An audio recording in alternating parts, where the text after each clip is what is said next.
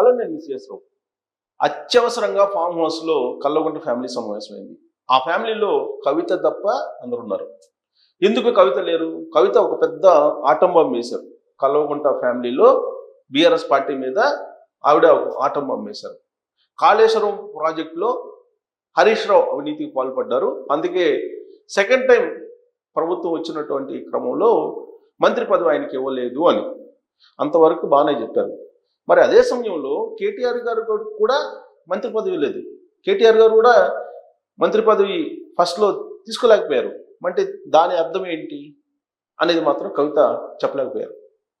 మరి ఈ రేస్ సంబంధించిన అంశంలోనా, లేదంటే కవిత గారు చెప్పినటువంటి కోణంలో కాళేశ్వరంలో అవినీతి జరిగితే దాని కారణంగానే హరీష్ రావు గారిని పక్కన పెడితే, మరి అదే సమయంలో కేటీఆర్ గారిని కూడా పక్కన పెట్టారు కాబట్టి పట్టణ అభివృద్ధి సంస్థలో కూడా ఏం జరిగింది అనేది కవిత గారు చెప్పాలి అనేది ఇప్పుడు తెలంగాణ సమాజం వేస్తున్నటువంటి ప్రశ్న, అలాగే కాంగ్రెస్ పార్టీ వాళ్ళు వేస్తున్నటువంటి ప్రశ్న. సో ఇదంతా కూడా ఇప్పుడు జరిగినటువంటి పరిణామాన్ని మనం గమనిస్తే ఢిల్లీ కోర్టులోకి మొత్తం వెళ్ళిపోయింది. తెలంగాణకు సంబంధించిన రాజకీయ పంచాయతీ అది వేసింది ఎవరు? తెలంగాణ ముఖ్యమంత్రి రేవంత్ రెడ్డి గారు. సో రేవంత్ రెడ్డి గారు కాళేశ్వరం ప్రాజెక్టు మీద విచారణకు సిబిఐ దిగాలి, సిబిఐ రంగంలో దిగితే తప్ప దీనికి పరిష్కారం లేదు అనే యాంగిల్లో ఒక తీర్మానం చేసేసి ఆయన ఢిల్లీకి వేసేసారు. పంచాయతీ కాళేశ్వరం పంచాయతీ ఢిల్లీలో వేసేసారు. అయితే ఇక్కడ ఆ తీర్మానంలో కొన్ని అనుమానాలు అపోహలు ఉన్నాయి. ఈ ప్రాజెక్టుకు సంబంధించినటువంటి పూర్తి ఇన్వెస్టిగేషన్ ఫస్ట్ నుంచి చెయ్యాలా, లేదంటే చంద్రఘోష్ కమిషన్ ఏదైతే సిఫారసులు చేసిందో, లేదంటే ఏదైతే తప్పు పట్టిందో ఆ తప్పుల్ని బేస్ చేసుకుని సిబిఐ విచారణ చేయాలా అనేది మాత్రం ఎక్కడా కూడా అసెంబ్లీలో ప్రస్తావించలేదు రేవంత్ రెడ్డి గారు. కాంగ్రెస్ పార్టీ కూడా ప్రస్తావించలేదు. ఇక్కడ ఒకవేళ కనుక చంద్రఘోష్ కమిషన్ ఇచ్చినటువంటి నివేదికను బేస్ చేసుకుని సిబిఐ విచారించాలి అనేటువంటి ఒక ప్రతిపాదన చేస్తూ తీర్మానం చేస్తూ పంపిస్తేనేమో చేసినటువంటి ఆరోపణలకి ఆధారాలని ఇప్పుడున్నటువంటి కాంగ్రెస్ ప్రభుత్వం సిబిఐకి ఇవ్వాలి.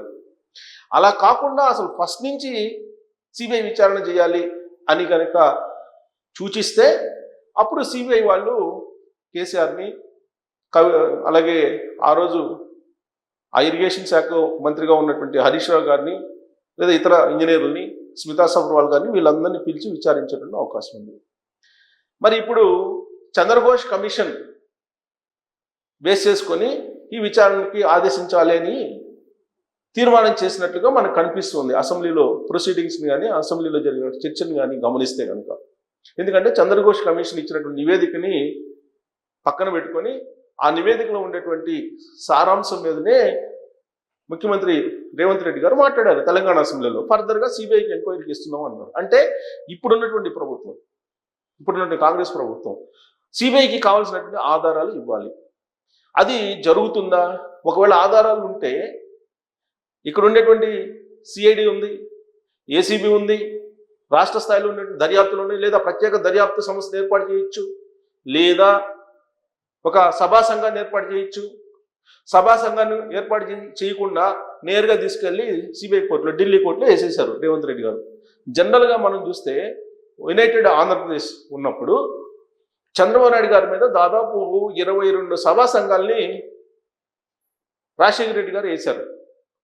2004లో అధికారంలోకి వచ్చిన తర్వాత రాజశేఖర రెడ్డి గారు చంద్రబాబు నాయుడు గారి మీద అనేకమైనటువంటి ఆరోపణలు చేస్తూ ఆ ఆరోపణలకు సంబంధించినటువంటి దాని మీద సభా సంఘాలను ఏర్పాటు చేశారు. ఎందుకంటే రాజశేఖర రెడ్డి గారు పిసిసి అధ్యక్షుడిగా ఉన్నప్పుడు 2004 వరకు ఆయన అనేక ఆరోపణలు చేశారు చంద్రబాబు నాయుడు గారి ప్రభుత్వాల మీద.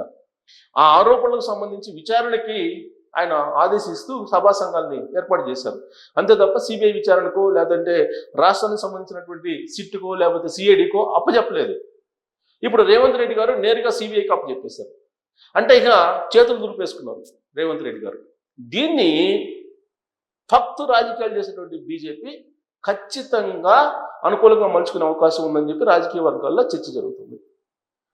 జగన్మోహన్ రెడ్డి గారు ఆంధ్రప్రదేశ్లో ఏ విధంగా అయితే ఢిల్లీ పెద్దల చేతిలో ఉన్నారో అదే తరహాలో ఇప్పుడు కేసీఆర్ అలాగే కల్లగుంట ఫ్యామిలీ ఢిల్లీ పెద్దల చేతుల్లో ఉండిపోయారు. సో దీంతో రేవంత్ రెడ్డి గారు బీఆర్ఎస్ కారుని తీసుకెళ్ళి బీజేపీ షెడ్లో ఢిల్లీలో పెట్టారు అనేటువంటి టాక్ పొలిటికల్ సర్కిల్స్లో నడుస్తూ ఉంది. ఈ తాజా పరిణామాల మీద అత్యవసర సమావేశం అయ్యారు ఫామ్ హౌస్లో కల్వకుంట్ల ఫ్యామిలీ, హరీష్ రావు, కేటీఆర్, సంతోష్ రావు ఇలాంటి వాళ్ళందరూ కూడా, అలాగే బీఆర్ఎస్ పార్టీకి సంబంధించిన కొంతమంది కీలకమైన లీడర్లు. ఏం చేద్దాం ఇలాంటి పరిణామాల క్రమంలో అనే దాని మీద ఇప్పుడు కవిత ఇచ్చినటువంటి స్టేట్మెంట్స్, కవిత ప్రెస్ మీట్ పెట్టి ఆమె చేసినటువంటి కామెంట్స్ ఇప్పుడు ఆ పార్టీకి ఒక పెద్ద సంక్షోభం. ఆ సంక్షోభం నుంచి ఎలా బయటపడాలి అనే దాని మీద చర్చిస్తున్నారు. నెంబర్ 1, కవితని ఇమీడియట్గా పార్టీ నుంచి సస్పెండ్ చేయటం లేదా షోకాజ్ నోటీస్ పంపించటం. అసలు కవిత గారు ఆ విధంగా ఎందుకు మాట్లాడారు అనేది. ఆవిడేం మాట్లాడుతున్నారు, కేసీఆర్ గారు మంచోళ్లే, కడిగిన ముత్యం. చెడుల్లా ఎవరు, హరీష్ రావు గారు. కేటీఆర్ గారు మంచోళ్లే, కేటీఆర్ గారి ప్రస్తావన తీసుకురావట్లేదు.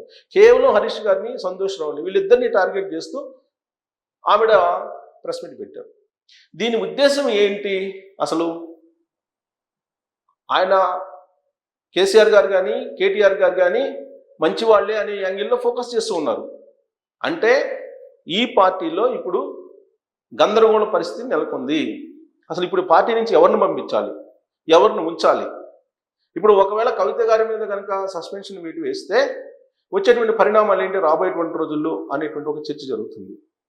సాధారణంగా పొలిటికల్ సర్కిల్లో ఇటీవల కాలంలో జరిగిన పరిణామాలని గమనిస్తే బీఆర్ఎస్ పార్టీ 3 ముక్కలు అవుతుంది అనేటువంటి ఒక అంచనాకి వస్తూ ఉన్నారు. గ్రహస్థితిని బట్టి కూడా ఆస్ట్రాలజిస్టులు అదే చెప్తున్నారు. పైగా కేసీఆర్ గారు ఈ మధ్యకాలంలో పూజలు చేశారు. ఆ పూజలు వికటిస్తాయని చెప్పి కూడా కొంతమంది ఆస్ట్రాలజిస్టులు చెప్పారు. ఎందుకనంటే ఆల్రెడీ గ్రహాలు ఆయనకి అనుకూలించిన వరకు అనుకూలించాయి.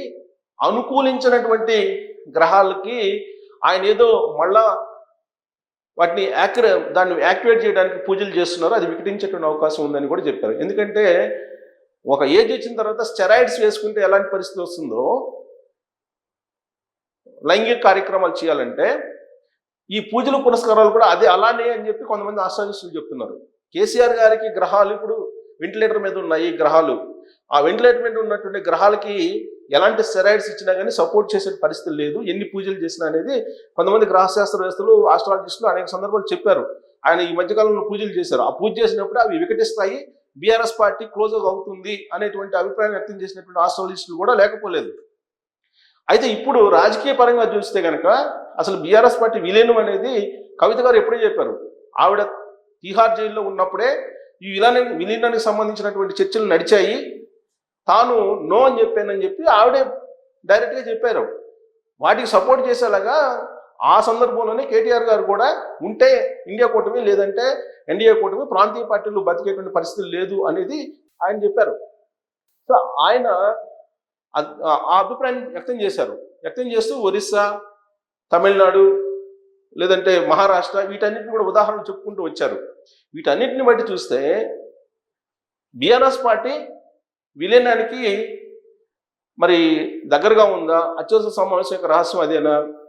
ఇప్పుడు ఆల్రెడీ సిబిఐ చేతిలో ఇప్పుడు కాళేశ్వరం విచారణ ఉంది కాబట్టి ఢిల్లీ పెద్దల చేతిలో ఉంది కాబట్టి ఇప్పుడు జగన్మోహన్ రెడ్డి గారి లాగా ఎన్డీఏకి సపోర్ట్ చేస్తూ ఎన్డీఏకి అణిగిమణిగి ఉంటావా, ఎన్డీఏతో సంబంధం లేదు అని అప్పుడప్పుడు చెప్తూ అణిగిమణిగి ఉంటావా, లేదంటే డైరెక్ట్గా విలీనం చేయటమా, ఏది బెటర్ అనేటువంటి యాంగిల్లో ఇప్పుడు చర్చలు జరుగుతూ ఉన్నాయి రాజకీయ పరంగా తెలంగాణలో.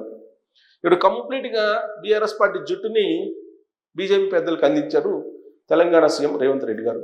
మరి ఆయన చేసినటువంటి ఈ వ్యూహం కాంగ్రెస్ పార్టీకి అనుకూలిస్తుందా రాబోయేటువంటి రోజుల్లో, లేదంటే వికటిస్తుందా అనే దాని మీద కామెంట్ చేయొచ్చు. అలాగే అసలు రేవంత్ రెడ్డి ఇలాంటి నిర్ణయం ఎందుకు తీసుకున్నారు, దాని వెనక ఉన్నటువంటి ఆయన ఉద్దేశం ఏంటి, ఆయన వ్యూహం ఏంటి అనేది కూడా మీరు తెలియజేయచ్చు. Thank you.